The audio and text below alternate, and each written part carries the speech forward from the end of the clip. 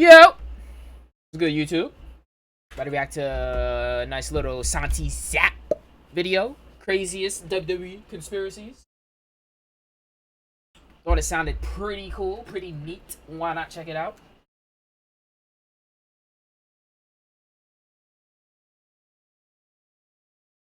Why not check it?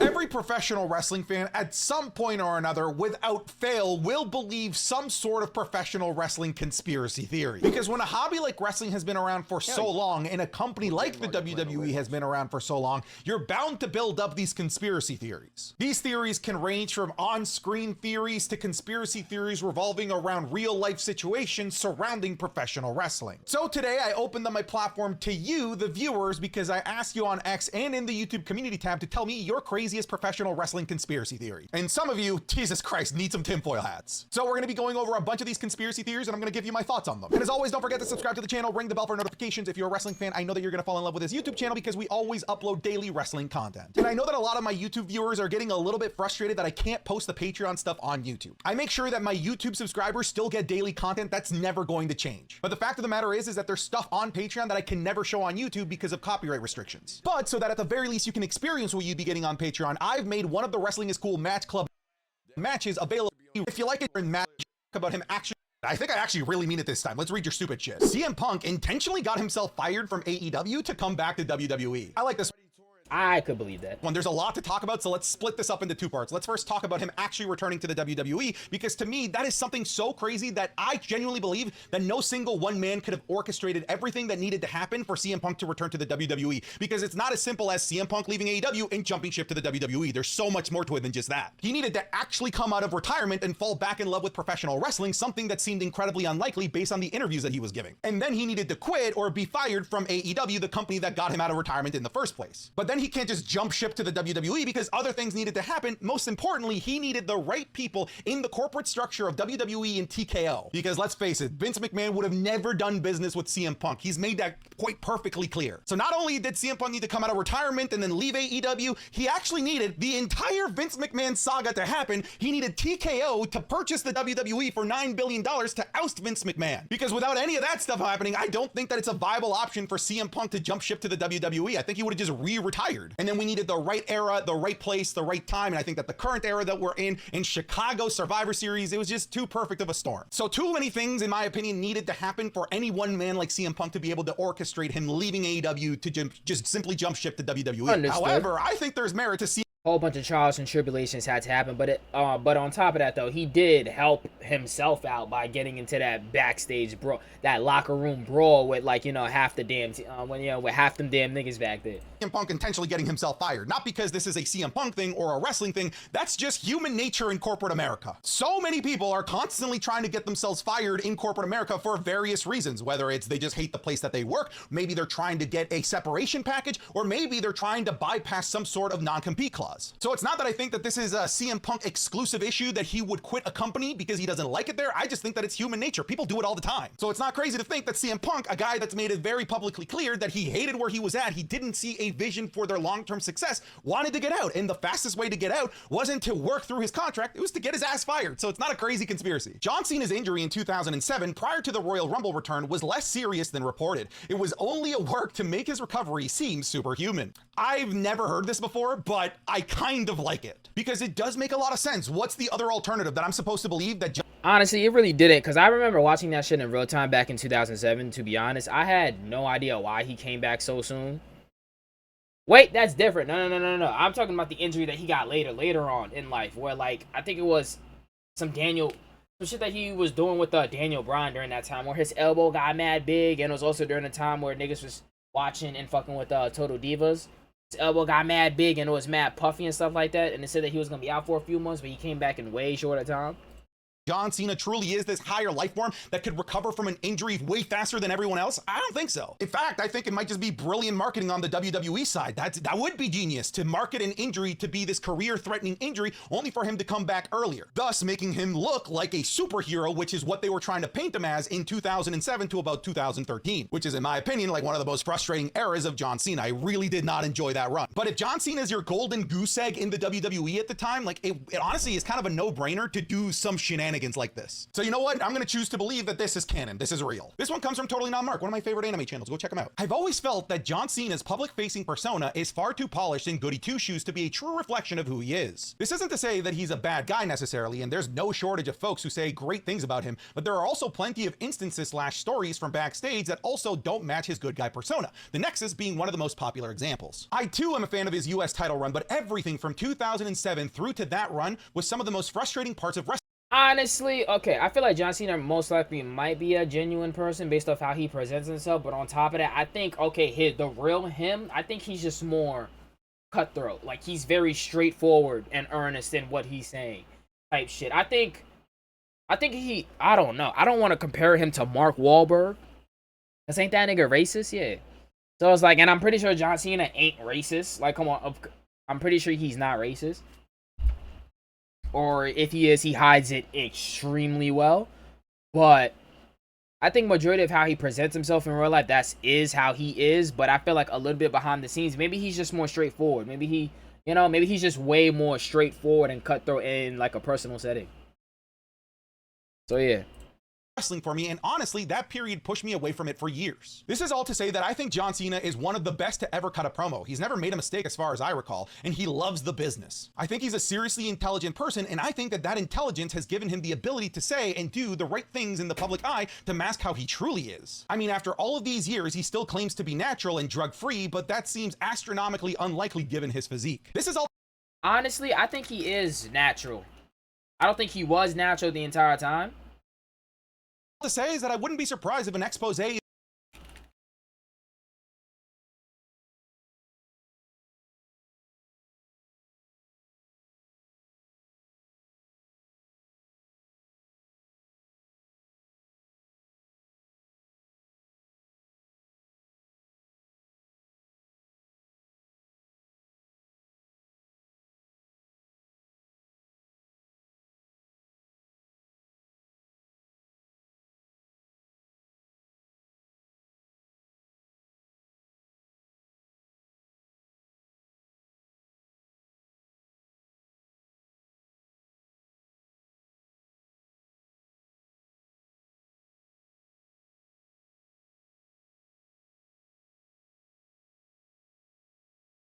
is released one day on John Cena.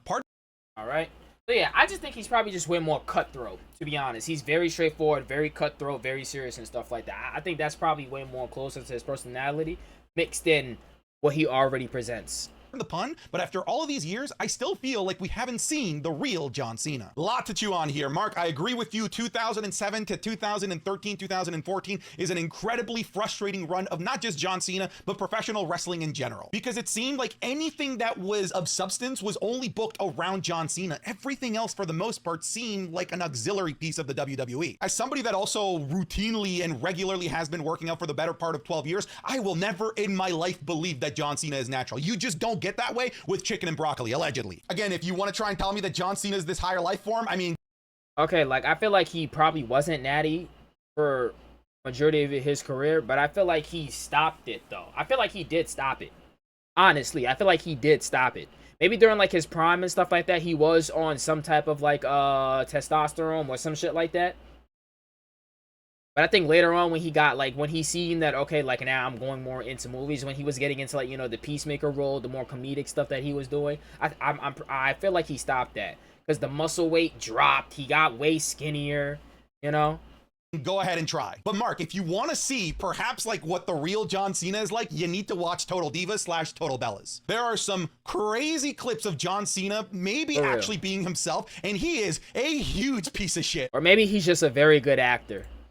So if you want to see a different part of John Cena, just on YouTube, look up John Cena and Nikki Bella have dinner at home. It'll blow your mind. I also just don't think that anyone like John Cena could realistically actually exist. With how he's portrayed on screen, he's borderline a saint, basically. And I just don't think that perfect humans like that exist. I just feel like everyone has a little bit of darkness to them. That is to say, I also believe that John Cena is far more good than he can probably be bad. That being said, let's not forget about Hulk Hogan that presented an image of being a God-loving American, say your prayers, eat your vitamins, etc. Only for for information to seep out about him not necessarily being the greatest human being. But it seems like that information about Hulk Hogan just kept coming out and coming out and coming out, and that just doesn't seem to be the case for John Cena. So perhaps, and again, this is my opinion, I think if there was to be an expose of John Cena, I think it would not demonstrate that he's a bad human, because I just don't see any evidence to say that he is. I would just say that he might just be more cutthroat in the back than people maybe actually think. I just don't think that you could stay at the top of shark-infested waters like the WWE without having some claws on you. And that typically probably means stepping on a lot of toes. I believe that some popular internet wrestling community accounts are just WWE and AEW management stirring up drama amongst the online fan base to keep the conversation going. If they're smart and want to do guerrilla marketing, which is like grassroots and trying to get people to talk about a particular thing, then 100%, I already believe that this is a thing. Hell, a lot of people think that I'm one of those accounts for the How many fucking companies would probably do this shit or are already doing it now? WWE. They call me an industry plant. This is also just a lot common of practice in the corporate world, where you have these sock accounts talking positively about your product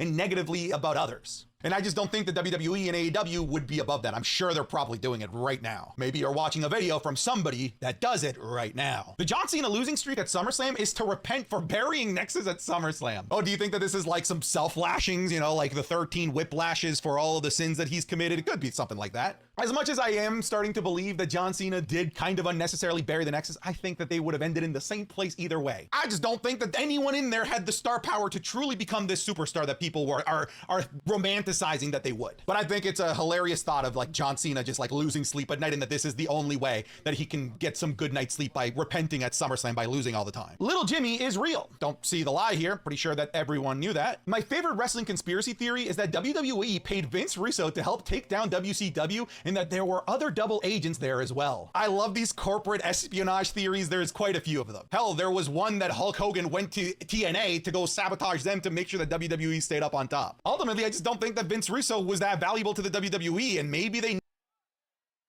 knew that he wasn't as great. I don't even know about Vince Russo, so I'm just I'm gonna ignore this segment. And destroy WCW from I'm within. ignore Maybe it this was a WWE segment. plot, I don't but even I know don't what think the that fuck Vince Vince Russo Russo is. was in on it. Chelsea Green!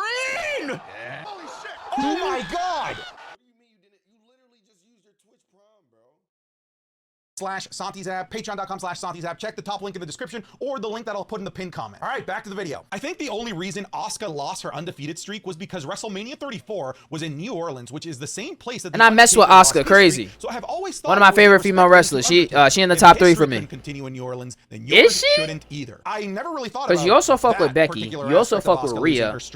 You also fuck with Bianca. Decision, but this is kind of a neat way to look at it. I think it's a stretch. Who else do I fuck with? I think you're crazy, and you are wearing a. I fuck with Jade. I do fuck with Jade. Make the loss to Charlotte sting a little bit less. So what, is New Orleans just the place where dreams go to die? Is that when she was here? I did fuck with Sasha Banks. WWE industry plant. There you go. We were just talking about this. They're trying to get the title onto the final boss before the Netflix deal begins. Dude, we saw how much moving power The Rock had when he was in the WWE, that I wouldn't be surprised if this niggas talking about some should John Cena or Randy Orton get one more world title run? Nigga, I feel like The Rock gonna get one more title run. And I'm sure that part of the deal to was be honest, actually appearing on Raw and on all of these shows. If we're really being honest, at least I think that's a fair deduction to make with the information that we have. And if you're gonna move to Netflix, where there's 250 million subscribers, I don't think it's crazy to say that the WWE is gonna put their most precious title on the most popular guy to make sure as many of those 250 million people have a reason to click on Monday Night Raw that night because they recognize The Rock. It's not a crazy thing to say, dude. I believe that not all, but some of the recent injuries have been a work. Injuries like Lashley, Zelina, Dom, and Cruz del Toro that seemingly happened out of nowhere with no sign of it actually happening. I believe these injuries could be a part of the Uncle Howdy / Wyatt Six storyline. I mean, I don't know how. I feel like you're just connecting dots for the sake of connecting dots. I don't know how we get there. I'd be interested to hear, you know, your expanded thoughts on this. I don't know why injuring Zelina Vega and Dominic Mysterio would be part of Uncle Howdy's plans. Lashley, on the other hand, I can actually believe, because that was Bray Wyatt's last feud, and the last time that we saw Uncle Howdy, he got his ass beat by Bobby Lashley. But everyone else that's on this list, I don't see how we can make connections. So I'm gonna call you crazy on this one. The one who threw the pie at Kevin Owens was John Cena. Okay. What I'm not gonna allow in this video is for this to just become the John Cena slander video, because that's what it's become. Show me one shred of evidence that it was John Cena, because I know that you can't. This is libel, this is slanderous, and you should apologize immediately. Elias and Ezekiel are actually the same person. The photo they showed of them together looked Photoshopped. As somebody that's a content creator that does Photoshopping and is basically a professional graphics artist, I could tell you that you're just wrong, dude. Like, look at this photo. What could possibly make you think that this is Photoshop? I just believe that you just don't have the artiste eyes that I have to be able to pick that out. Goldberg ended Bret Hart's career on purpose, or Goldberg is just not very good at his job. Vince Not good told at his WWE job. doctors to Heard that not from clear so many Daniel Bryan places, bro. because This he nigga didn't is want Daniel horrible Bryan at wrestling. overshadowing In the ring company work, in and ring Roman work, anymore, in ring only work. changing his mind when It was Bryan definitely a said draw, he definitely a would great resign. character, I've always but thought that the Daniel when it came to Bryan his not in-ring being work, clear horrible. thing seemed a little bit sketchy, and now I know it's sketchy after all of what he's been doing in AEW. That man is having like a crazy ass match every single month. I don't understand why WWE couldn't clear him. Am I supposed to be led to believe that AEW is just so irresponsible that they're willing to put this guy that, according to the WWE, is one slight bad breeze away from being on death's door? No, I'm sure AEW has their doctors and they probably said, dude, yeah, you're fucking fine. So I do think that there is more to the story that we aren't being told about Daniel Bryan being withheld back in the WWE. And if we want to look at the timing of things, you know, you're not too crazy for saying what you did, because Roman Reigns was very clearly the guy that the WWE wanted everyone to root for, not Daniel Bryan. WWE are secretly preparing Stardust's return to face Cody for the Undisputed Championship. Well, that's fucking stupid, but I don't hate the idea if like the Wyatt Six were to, or Uncle Howdy's group were to come out and confront Cody, and maybe like one of the things that happens is that they've got a guy dressed up like Stardust, and it becomes like that is Link dumb as fuck versus too. Dark And Link from honestly, the I have opening. no idea what they're gonna be doing with Cody. To be honest with you, moving forward, I have no idea what they're gonna be doing with this child. I mean, with this man, because I mean, okay, let's really keep it a buck here. The last 3 paid live events were nice though. You know, 2 out of 3 of them were with AJ Styles, but they were fire matches. One was with Logan Paul, which was fire too. I don't know who gonna be next. People are saying it might be Randy Orton. People are saying it might be a triple threat match. Not triple threat match. It might be a 3-on-3. Him, Kevin Owens, Randy versus the New Bloodline. So I don't know. Either or would be a good match, but it's like, do they have enough time to start drumming up a beat between Randy and Cody for them to face each other at WrestleMania? WrestleMania. Money in the Bank. So I think the 3-on-3 idea is pretty good. That's the only thing that I got right now. Them 3 versus the New Bloodline. So I don't know. I have no idea what they're going to be doing with Cody moving forward. I don't know if the plan for him is to defend it at every single pay-per-view. I don't know if that's what they're trying to do. We'll see. Of time. I don't know. I'm just gonna throw that out there. I refuse to believe that the ending to the 2005 Royal Rumble was botched. It was too perfect in so many factors. So I'm gonna turn this around on you, okay? It was so perfect, so pristine, so perfectly well timed that, in my opinion, the only way that it could have happened was a botch. I don't think that you can claim that. I feel like if you Who was a botch? somebody's gonna screw it up. I think the only way that that Rumble ends the way that it did is some sort of crazy divine intervention. And fate, being the divine intervention here that I'm talking about, just wanted it to look perfect. Because if you plan it, somebody screws it up for sure. Changing a wrestler's name when they enter the WWE was not about erasing legacy. It's about making people talk about, quote, why does X have a new name? That way you get publicity for the old legacy and start building the new one. I mean, maybe, but I think it's just simpler than that. I think the WWE or the new company that that wrestler goes to wants to own the rights to the name. That way, if that wrestler becomes big in the WWE and they then want to leave the WWE to go somewhere else, they can't use the name that made them big in the WWE. It's probably just that. I doubt it's this. Sin Cara flopped in WWE because they wanted to stop Mystico from becoming the next El Santo. Del Rio helped in that. They didn't need a Mexican superstar to start influencing the Hispanic market. They hired him just to have him fail. It kind of reminds me of when like these big pharma companies will buy some tiny company that maybe just came up with the cure for cancer only to like destroy it and make sure it never sees. So purposely like hire like a up and coming wrestler and stuff like that who's probably wrestling for another corporation or got popular from another corporation, and then you just sign them just to make them do poorly in yours just to like kill the momentum. That is fucked. The light of day. I feel like that's kind of what you're saying. That is where they messed up. I need to stop cursing. Mexico, I need to stop cursing. Like, that is messed up. Then we're gonna destroy him so that when he goes back to Mexico, he's gonna be fucking nothing. For this conspiracy theory to be a thing, it would require the WWE to be run by some crazy, evil, maniacal supervillain, and I don't think that that was the case. The Bayley not being on a poster thing is a running joke and will probably be in a storyline someday. Somebody must know that this is happening, and this has to be happening on purpose. Look at the King and Queen of the Ring poster. It's basically got every champion. At the very least, it's got all the singles champions except Bayley for some weird reason. It's very odd. I think it would be cool if they at some point use it as a WWE like on-screen storyline. I'd be down for that. A common one that I've seen and that I can buy into is that Roman Reigns faked his COVID so that he didn't have to drop the title to Lesnar. This obviously would have completely changed the course of wrestling history as we know it. My toxic trait as a wrestling fan is that this is the conspiracy theory that I buy into. Obviously, it'll never be proved. No one will ever own up to it, but like, dude, come on. Like, it's just, come on. Whether it was Roman Reigns, Paul Heyman coming up with this tactic, I just see see it as, I don't know if it was Roman himself, Paul Heyman, maybe Triple H in the back trying to puppeteer things, but it just seemed just too unlikely. And it was very clear that WWE was dead set on putting a title on Lesnar. Like, Lesnar definitely was going to be Roman Reigns. Because otherwise, why did Lesnar walk out with the WWE Championship on that very same show on a match that he wasn't scheduled for? So again, that's my toxic trait as a wrestling fan. This is, you know how I said at the beginning of the video that every wrestling fan believes in a conspiracy theory? This is the one I believe. All right, folks, thanks so much for watching this video. That's it. I'm done. Get out of here. All right. Okay, paused it just in time so I can do this. Bye, YouTube.